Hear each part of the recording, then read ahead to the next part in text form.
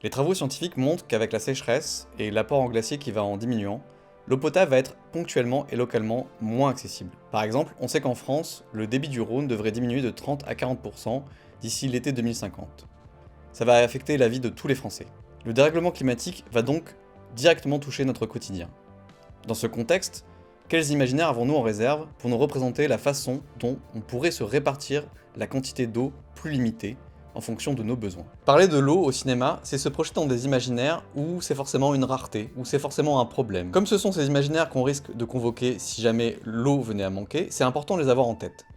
On verra que la science-fiction ou l'enquête sont des genres qui ont fait de l'eau une forme d'angoisse de nos sociétés. Pour comprendre quels imaginaires sont à l'œuvre dans la façon de percevoir la répartition et la ressource qu'est l'eau, je me suis concentré sur les fictions qui montrent les difficultés liées à la rareté et à la fragilité. Parfois ces films sont ancrés dans notre situation actuelle, parfois dans une géographie ou une temporalité où l'eau est devenue encore plus rare. C'est grâce à ces imaginaires qu'on va comprendre quels usages et quels conflits d'usage vont pouvoir émerger. Alors au cinéma, qui a le pouvoir d'agir sur l'eau et par quels moyens?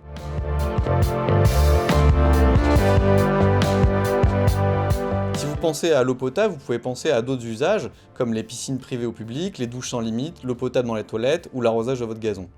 Mais tous les films qui mettent en scène ces usages prennent pour acquis l'eau potable, comme si elle pouvait couler de n'importe quel robinet. Est-ce que ce sera vraiment toujours le cas? Je réalise cette vidéo dans le contexte de la démarche prospective participative au futur, proposée aux citoyens de la métropole de Lyon, à l'occasion du passage en régie publique de l'eau. L'objectif de cette démarche est d'inviter les habitants du territoire à imaginer leur quotidien avec une eau plus rare dans le futur. Si le sujet de l'eau est à l'initiative de la métropole, j'ai pu avoir une grande liberté de ton, et dans le propos, et dans la forme de cette vidéo. Si vous êtes appelé à vous projeter dans le futur de l'eau potable, les représentations peuvent brouiller la réflexion. Comme on réfléchit souvent à partir des expériences qu'on a, les films peuvent nous donner des expériences qu'on n'a pas soi-même vécues. Les films, comme d'autres propositions culturelles, participent à construire des imaginaires qui nous préparent à des réponses face à tel ou tel risque. Je vais mettre de côté les documentaires ou les films où l'eau est mise en scène pour sa symbolique, genre la fertilité, la vie, tout ça, ou même les films d'horreur où l'eau est un prétexte à des jumpscares ou à des monstres ou à des signifiants d'horreur. On va vraiment se concentrer sur l'eau comme représentation de sa répartition en tant que ressource. J'ai pu identifier 4 imaginaires qui sont aujourd'hui des obstacles à une réflexion collective sur la répartition de l'eau. La loi de la jungle, l'adaptation technologique, le complot permanent et l'impuissance collective. On verra au fil de la vidéo et en conclusion comment vous pouvez mobiliser ces imaginaires, votre compréhension de ces imaginaires dans la discussion pour pouvoir imaginer un futur plus souhaitable. Le premier imaginaire qui m'intéresse, c'est celui de la loi de la jungle. Quand on pense à la rareté de l'eau potable, on a très vite en tête des films de science-fiction où les guerres de l'eau se sont généralisées et deviennent presque le quotidien. Dans Mad Max Fury Road, par exemple, l'eau dessine des rapports de force qui se règlent par la violence. La très grande inégalité dans la répartition est mise en scène au début du film par l'accaparement de l'eau par quelques-uns au détriment de tous. Cette eau est même gâchée puisqu'elle se déverse brutalement pour être aussitôt coupée, une bonne partie éclaboussant le désert. Ici, il n'est pas question de répondre aux besoins des habitants, mais de marquer un signe ostentatoire de pouvoir. En termes de mise en scène, les plongées accentuent l'écrasement du dictateur sur ces sujets. Dans Young Ones, on a cet imaginaire de la loi de la jungle qui se poursuit mais en reprenant les codes du western, pour dépeindre une dégradation plus subtile de nos conditions de vie et du contrat social lié à l'eau. Dans cette scène, tout nous prépare à reproduire ce qu'on sait de notre expérience de la pompe à essence.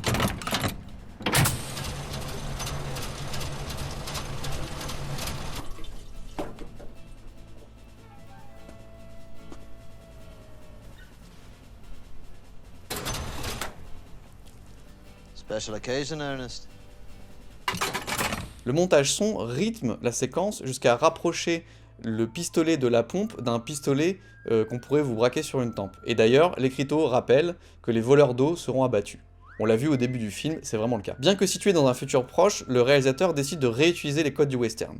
Il y a des fondus, des zooms, qui donnent une ambiance lourde, on est vraiment dans une tension permanente, et la violence y est sèche comme les paysages. Cet imaginaire de la loi de la jungle est un des premiers obstacles à penser une société de la sobriété en eau potable. Face au manque, la réaction attendue, ça devient la prédation du plus fort. La violence devient ici une prophétie autoréalisatrice. On préfère frapper en premier plutôt que d'être frappé. Il faut donc d'urgence déconstruire cet imaginaire de la loi de la jungle afin de pouvoir discuter sereinement d'une meilleure répartition de l'eau potable. Le deuxième imaginaire qui m'intéresse, c'est la suradaptation technologique. C'est assez fréquent dans les films de science-fiction de pouvoir voir des individus, grâce à leur équipement, résister à des environnements extrêmes. C'est le cas par exemple dans le récent film Dune de Denis Villeneuve, où quelques gouttes de salive permettent de générer davantage d'humidité, ou comme c'est unique qui recycle la transpiration.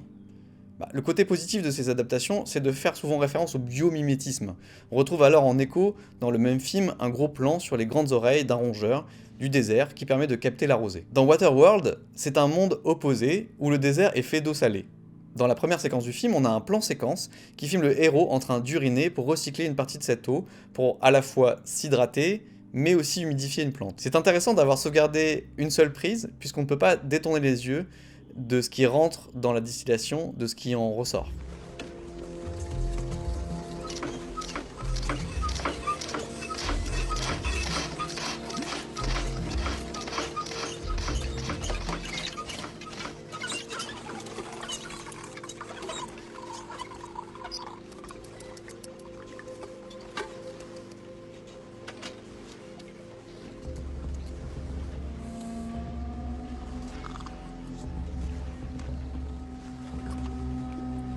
Dans Blade Runner 2049, on nous place dans un monde où l'eau est dévitalisée. En un seul plan brutal, on comprend que le rituel de la douche n'est plus du tout un moment agréable, mais plutôt une punition. D'autres films de science-fiction particulièrement liés à l'exploration spatiale utilisent des procédés techniques pour obtenir de l'eau en situation critique. C'est le cas dans Seul sur Mars ou le moins connu Approaching the Unknown. Dans ce dernier film, le personnage principal va s'entraîner dans le désert pour essayer de se motiver à trouver la solution lui permettant de créer de l'eau à partir de l'air afin de pouvoir partir dans l'espace. Cet imaginaire de l'adaptation technologique a des aspects positifs, puisqu'il invite à une forme de sobriété contrainte par le contexte, et surtout à de l'ingéniosité. Mais il entretient l'idée qu'on pourrait toujours compter sur des innovations technologiques pour répondre à nos besoins. Or, c'est manquer la question des ordres de grandeur. Ces inventions permettent de répondre à un besoin individuel, ponctuel et limité, mais pas à s'inscrire dans des flux complexes intégrant l'agriculture, l'industrie, les écosystèmes, etc. Troisième imaginaire qui m'intéresse, le complot permanent. Lorsque la gestion de l'eau est au cœur de l'intrigue des films, c'est le plus souvent une enquête où le détective dévoile peu à peu ce qui se cache sous les apparences. L'eau y est alors représentée comme dangereuse par le scénario, corrompue par des intérêts privés. Dans Chinatown par exemple, si on tourne autour d'un barrage capricieux, l'eau en tant que telle apparaît surtout pour connecter les pièces du puzzle. L'empoisonnement de l'eau par des intérêts privés est aussi le thème principal de Erin Brockovich. L'eau, elle y est pourtant filmée qu'à de très rares moments. C'est au final dans cette scène de réunion entre une firme privée et cet avocat déterminé à faire éclater la vérité qu'elle retient notre attention. By the way, we had that water brought in special for you folks. Came from well in Hinckley. L'hésitation est prolongée par le montage, par des réactions des personnes autour de la table. On nous fait comprendre toute l'hypocrisie de la situation.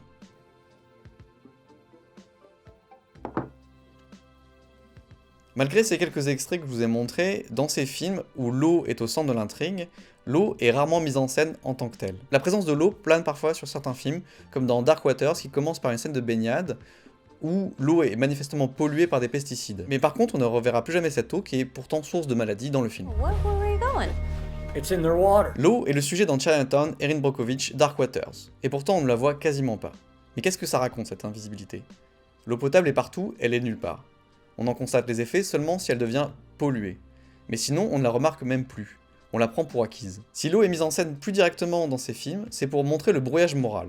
Les intérêts privés qui s'insinuent dans les rouages de la gestion de l'eau brouillent la frontière entre le bien et le mal. Dans Promised Land, le personnage principal réalise qu'il est lui aussi manipulé alors qu'il pensait être le manipulateur. À la fois au début du film et puis après avoir pris conscience de s'être fait lui-même rouler, le lobbyiste est filmé en train de se laver le visage. Sauf que la caméra, elle est sous la surface de l'eau. L'image en est littéralement troublée. Ce qui signifie qu'il n'y a plus de certitude possible. Si à première vue cet imaginaire du complot permanent pourrait apparaître comme positif, puisque c'est une dénonciation des multinationales le plus souvent, il est quand même un obstacle à l'organisation d'une gestion souhaitable. Cet imaginaire entretient l'idée qu'il est légitime d'être méfiant envers la préservation et la répartition de l'eau potable par un système technique et complexe. Demeure l'idée que les intérêts privés pourraient s'immiscer dans les choix, amenant à privilégier quelques-uns au détriment de la majorité. Dans ces films, la corruption finit par toucher tout le monde. Alors revient cette idée que toute délégation au nom du bien commun serait impossible. Par ailleurs, cette révélation est toujours créditée à un héros ou une héroïne solitaire dont la prise de conscience individuelle permettrait de restaurer un équilibre collectif. La captation, le détournement ou la pollution de l'eau apparaît comme un crime impardonnable, que seul un individu suffisamment critique et tenace est à même de dévoiler. Dit autrement, la paranoïa devient légitime et s'inscrit dans nos esprits l'idée simpliste du tous pourri. Quatrième imaginaire qui m'intéresse comme obstacle, l'impuissance collective. Dans Manon des Sources, c'est un sabotage individuel qui met la communauté du village face à un problème d'eau. Les instances représentatives sont mises en scène comme sans véritable réponse malgré l'emploi de termes très savants. En effet, comme la résurgence est cernée par des chaînes parallèles de Dolomies en fait de la série Jurassique, elle doit certainement les franchir par un système de siphon. Vous savez tout ce que c'est qu'un siphon. Et voilà, c'est comme tu réveilles avec un tuyau de caoutchouc. L'expert y est filmé le plus souvent en champ contre champ avec l'ensemble des citoyens, comme si ces deux entités devaient s'opposer. Plutôt que de chercher ensemble une solution, un compromis, ils sont dans un rapport de force stérile. Dans Do the Right Thing, la canicule amène les habitants à détourner les bornes à incendie pour se rafraîchir à même la rue. L'extrait nous met de leur côté puisqu'on voit l'ingéniosité de leur bricolage. Malheureusement, la scène amène les forces de police à intervenir dans le quartier jusqu'à l'émeute. L'eau est cette fois-ci utilisée contre les habitants. La chaleur extrême est aussi la toile de fond de Coup de chaud. L'intrigue oppose un village agricole et un jeune homme instable. Ce jeune homme va devenir le bouc émissaire de tous les malheurs du village, canicule comprise. L'eau joue ici un rôle de catalyseur dans l'énervement collectif. Les agriculteurs sont tendus par le manque d'eau, comme dans cette scène qui oppose deux parcelles, l'une artificiellement rendue verte par l'irrigation massive, l'autre jaunie au premier plan. Plutôt que de se réunir autour d'une cause commune, les habitants se divisent jusqu'au drame. Cette impuissance est notamment signifiée par le changement entre une première réunion où chacun boit dans un verre d'eau du robinet et une seconde réunion où il ne reste plus que des bouteilles d'eau minérale. Le plan d'ensemble dure assez longtemps pour qu'on puisse repérer ce détail qui marque l'échec du collectif. Si ce quatrième imaginaire a au moins le mérite de raconter le collectif, il nous déçoit puisqu'il est impuissant à surmonter le problème. Il associe discussion et réunion avec des représentations d'inefficacité. Les quatre imaginaires que sont la loi de la jungle, le mirage de l'adaptation technologique, le complot permanent et l'impuissance collective laissent peu de place à un imaginaire positif pour se projeter dans un avenir désirable sur l'eau potable. Une autre façon de voir le problème est de s'intéresser à une récurrence plutôt positive, l'image du don incarnant la solidarité face à la soif universelle. Cet imaginaire de la soif universelle est lui non pas un obstacle, mais un levier. Cet acte de générosité se trouve notamment dans des films dystopiques comme Still Down ou Young Ones, et aussi dans un peplum comme Ben-Hur. Dans Still Downs, c'est l'histoire d'un vagabond qui est accueilli dans une ferme au milieu du désert. Il est accueilli non sans méfiance, mais il est quand même accueilli par une portion d'eau. Le découpage est sobre, insistant sur la louche qui semble spécialement imaginée pour la nécessité de ne pas perdre une seule goutte.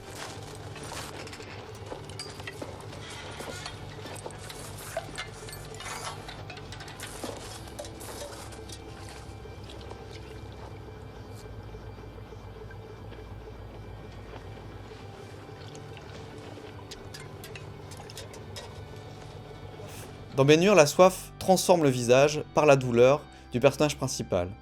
Mais le fait d'assouvir cette soif transforme une seconde fois le visage du même comédien. La caméra s'attarde donc en gros plan sur le visage, sans couper, où passent toutes ses émotions, les plus variées. Par contre, celui qui donne est laissé en hors-champ. Dans White Son of Desert, le film soviétique insiste sur cette image biblique, mais se concentre cette fois sur la tête d'un homme qui dépasse à peine du sable.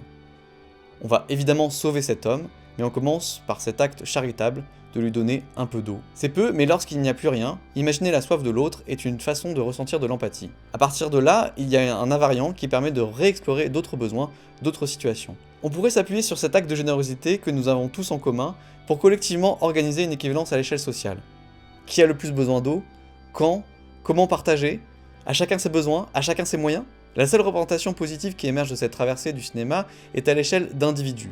Mais elle a le mérite d'être le point de départ d'une plus grande capacité d'empathie afin de décider collectivement de la meilleure répartition en eau potable. Les imaginaires issus de ces différents films sont pour la plupart insuffisants à définir les contours d'une société résiliente et adaptée au changement climatique. On a des enjeux de l'accès à l'eau potable et de la répartition qui vont devenir de plus en plus croissants au fil des années. Les films, surtout hollywoodiens, mettent facilement l'accent sur les trajectoires d'individus, ce qui rend difficile d'imaginer la part collective que représente le bien commun qu'est l'eau. De manière générale, la narration fonctionne par l'exposition et la résolution de problèmes. Bon, jusqu'à présent, ça a été des problèmes assez individuels. Un avenir désirable, où la gestion de l'eau serait synonyme d'une justice sociale, nécessite donc d'inventer d'autres problèmes, qui seraient des prétextes à explorer un monde différent du nôtre, où les usages auraient évolué. Ces usages sont à inventer, car les films ne nous montrent que des réponses individuelles, proches du reptile. Se battre, fuir, se méfier, s'adapter. Seule la représentation de l'acte de don d'humain à humain nous sort un tout petit peu du moule. Les films présentés sont le reflet des imaginaires les plus dominants. Ils sont donc peu propices à pouvoir accompagner un changement de regard sur l'eau. C'est pour cette raison qu'on peut collectivement se souhaiter de nouveaux récits pour se projeter dans un avenir plus enviable, où la gestion de l'eau potable, même en moins grande quantité, ne serait pas forcément synonyme de délitement social, mais au contraire un enjeu fédérateur. En attendant de pouvoir faire émerger un imaginaire positif sur la gestion de l'eau potable, on doit rester conscient des représentations qui déterminent notre réflexion. Lorsqu'on imagine ce qu'on doit faire de l'eau, à qui la donner en priorité, pour quels usages, il faut se garder de tomber dans un des 4 obstacles relevés au travers des films discutés. Par contre, on peut garder de ces imaginaires quelques aspects positifs, comme certaines adaptations low-tech à notre quotidien afin d'optimiser l'eau potable qu'on a. Ces solutions ingénieuses, elles sont peut-être déjà parmi nous. Alors bien sûr, cette traversée en 15 films n'est basée que sur ceux que je connais, que j'ai pu voir. Donc si vous avez un film que vous connaissez qui pourrait illustrer un imaginaire positif de l'eau comme bien commun, j'espère que vous pourrez le mettre dans les commentaires. Sur cette chaîne, je mène une double démarche. Celle d'une anthropologie de l'image où j'analyse des films, ce qui me permet de comprendre certaines représentations et les imaginaires majoritaires. Mais je crée aussi d'autres formes visuelles et narratives qui vont peut-être amener à des changements positifs.